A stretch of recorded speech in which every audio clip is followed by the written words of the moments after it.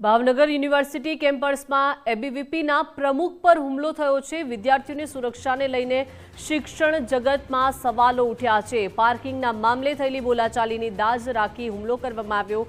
10 જેટલા શખ્સોએ 2 વિદ્યાર્થીઓ પર હુમલો કર્યો છે। એબીવીપીના પ્રમુખ પ્રિયરાજસિંહ પરમાર પર આ જીવલેણ હુમલો કરવામાં આવ્યો છે। સાથે રહેલા મિત્ર હર્ષ ચૌહાણને પણ ઈજા થઈ છે। 9 જુલાઈના રોજ પાર્કિંગ બાબતે બોલાચાલી થઈ હતી। અમન ખોખર સહિતના શખ્સોએ છરી અને ધોકા માર્યા છે। ઇમ્તિયાઝ કાઝી અને અશરત શેખે પણ હુમલો કર્યો છે। અયાન ઉચડિયા સહિત 10 શખ્સો સામે ફરિયાદ નોંધાઈ છે। ઘાયલ વિદ્યાર્થીઓને તાત્કાલિક હોસ્પિટલમાં સારવાર આપવા માટે ખસેડવામાં આવ્યા છે। નીલમબાગ પોલીસે ગુનો નોંધી તપાસ હાથ ધરી છે। પોલીસે 4 આરોપીઓને અટકાયત કરી તપાસ આદરી છે।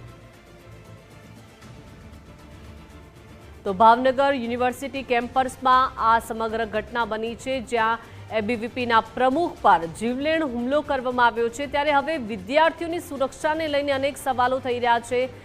પાર્કિંગના બાબતે બોલાચાલી થઈ હતી અને તેની દાજ રાખીને આ જીવલેણ હુમલો કરવામાં આવ્યો છે। 10 જેટલા શખ્સોએ 2 વિદ્યાર્થીઓ પર હુમલો કર્યો છે। એબીવીપીના પ્રમુખ જે છે પ્રિયરાજસિંહ પરમાર અને તેમના સાથે રહેલા મિત્ર હર્ષ ચૌહાણને પણ ઈજા થઈ છે। વધુ વિગતો સાથે સંવાદદાતા કૃણાલ જોડાઈ ગયા છે। કૃણાલ, એબીવીપીના પ્રમુખ તેમના પર હુમલો થયો છે, તેમના મિત્ર હર્ષ પર પણ હુમલો થયો છે, શું વિગતો છે?